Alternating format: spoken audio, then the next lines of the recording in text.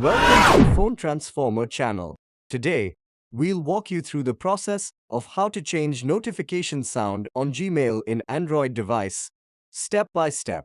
If you find this guide helpful, don't forget to subscribe for more tech tips and tutorials. Step 1. Start by opening the Gmail app on your Android device. Step 2.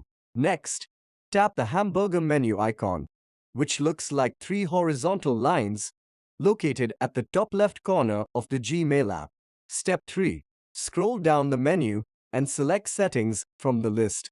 Step 4. In the Settings menu, tap on your email address to access your account-specific settings. Step 5. Now, tap on Manage Notifications to proceed to the notification settings. Step 6. In the Manage Notifications section, select Sound. You'll be presented with a list of available sound options. Step 7. Choose the sound you prefer from the list available on the device. You can also download sound from online. Then tap on the Apply button. Step 8. Select OK to confirm and save your new notification sound. And that's it.